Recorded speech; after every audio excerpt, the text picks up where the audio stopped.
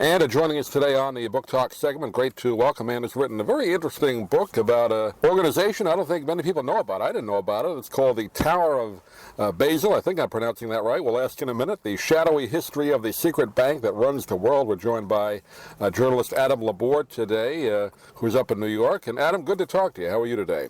I'm fine, and thank you for having me on your show. Yeah, good to have a chance to chat with you when we got the book from Public Affairs Books. Wanted to have you on. I've always kind of been interested in the business news and banking. My dad was a banker for many years, but I'd never heard of this bank. Did I pronounce it right? Basel? Well, it depends. If you want to say it with an American accent, you can say Basel, or if you want to, with a European one, you can say Basel. Basel? Yeah, it's the Tower of Basel. It's the Bank for International Settlements, which is founded in 1930 in Basel, and it's still based there today. And this bank, and we'll get into some of the details on it, I mean, has been involved in some interesting world history going back to World War I. First of all, how did you get interested in it? I know you've covered business and economics, but how did you come up with this topic at this time? Well, back in the 1990s, I wrote a book called Hitler's Secret Bankers, which investigated and exposed the Swiss economic complicity with the Nazis. If you remember the scandal about the Holocaust accounts and the banks would give the money back to the descendants and everything. And I had a chapter in that book about the BIS, because the BIS was very important for the Germans.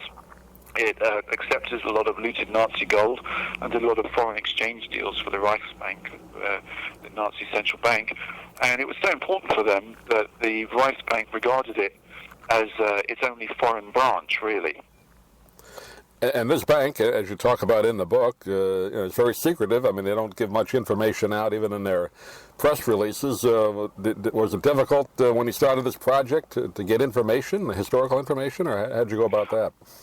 Well, the historical information was quite easy because, given the bank credit, their archives are open to legitimate researchers, so you can go there and you can see most of the files. I mean, only like the personnel files are restricted. So the historical stuff was quite easy, and the bank was quite helpful about that, about its record during the Second World War. Now, they've admitted that their behaviour was less than glorious, and they can give you access to documents that show that. But what was more complicated was trying to find out what goes on at the bank nowadays, and then they weren't so helpful. No, I wouldn't think they would be. And the bank only has, according to some of your information in the book, it's a very small customer list, right? Only 140, something like that? Yes, it has 140 customers. And what it does as a bank is that it's a bank for central banks. So the shareholders of the bank are the central banks of the world, like the Federal Reserve and the Bank of England, the Bank of France, and the European central banks. And it provides banking services, especially for smaller countries, like, say, if you're the president of the central bank of one of the newer countries like Macedonia.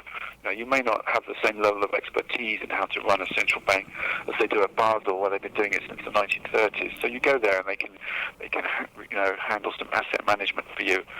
But what's interesting nowadays is that every 2 months the central bankers of some of the 60 biggest countries in the world meet there to talk about what's going on in the world, and it's been a very important point of contact during the financial crisis.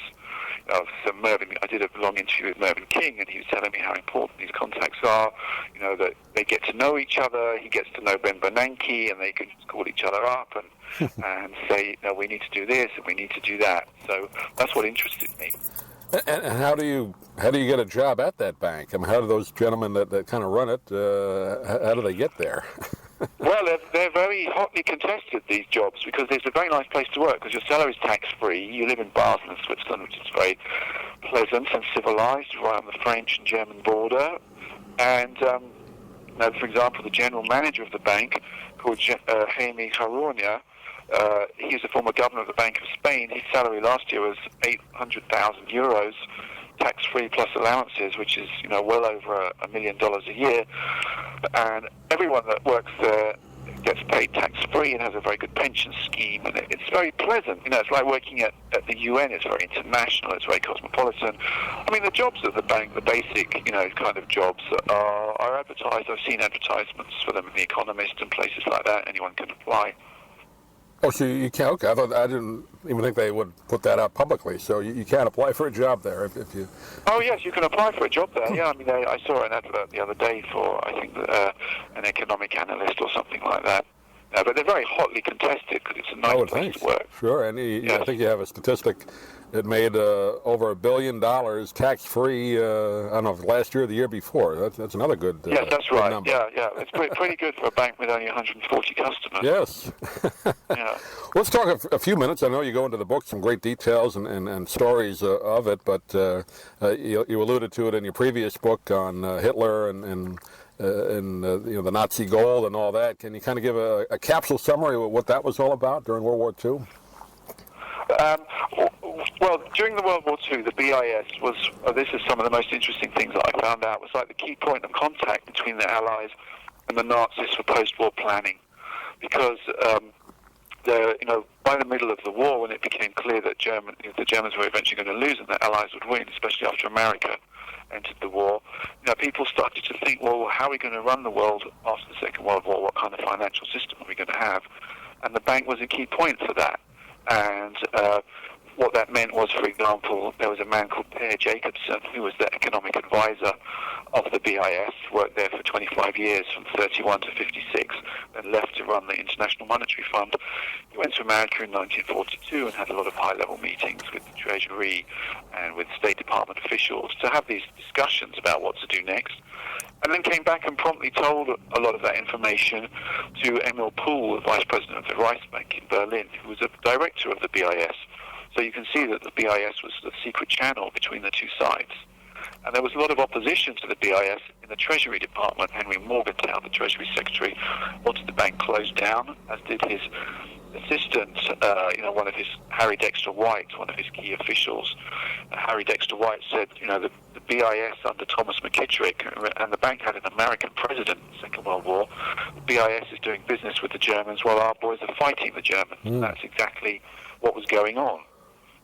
You wonder today, Adam, with all the the media now and the social media, if that word had gotten out in the mid-40s, what kind of scandal that would have been. Like you just said, an American running that bank and doing business with Germany and we're fighting in World War II. I think it would have been a huge scandal. Oh, it would have been a huge scandal, rightly, and I think it's still a scandal nowadays, actually, and I think that's one of the most important things that I showed in the book, is that, really it's very shocking that an American banker, Thomas McKittrick, is running this bank from 1940 to 1946, very close friends with Alan Dulles.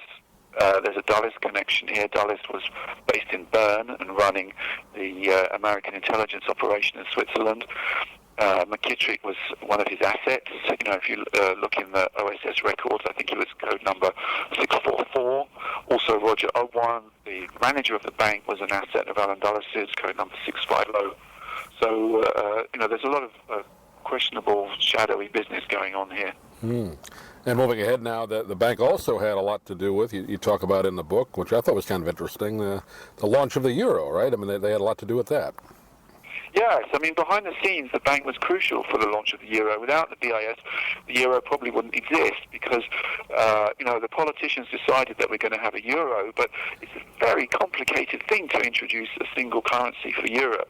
And so for decades behind the scenes, all the preparatory work, things that most of us have never heard of, like the European Payments Union, the European Monetary Cooperation Fund, were either hosted or managed or looked after by the BIS. It was the place where all the discussions took place and all the technical work to harmonise the exchange rates happen, because you can't just have the lira and the franc and the Deutschmark jumping around all the time against each other. They have to be stabilised. And then in the 1990s, when the Delors Commission started the serious planning for European Monetary Union, the Delors Commission was part of the European Commission, which is part of the European Union. So you'd think it would meet in Brussels or in Strasbourg, where the European parliaments are, but no, it met at the BIS.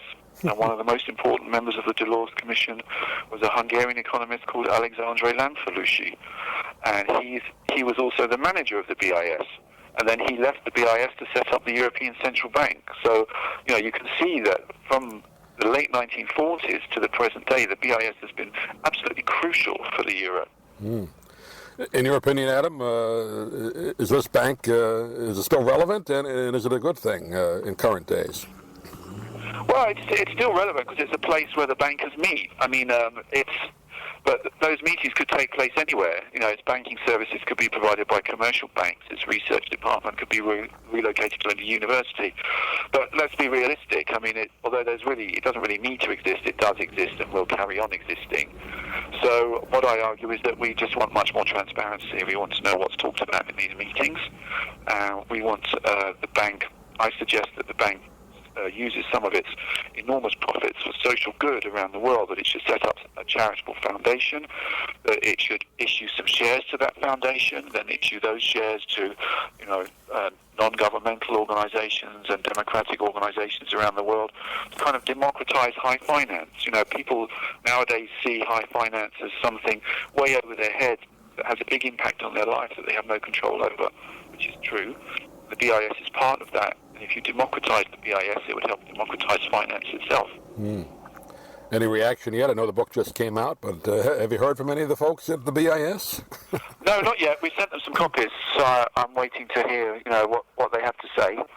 I mean, I try to give them a voice as much as I can and include their perspective, within the book to make it, a measured critique.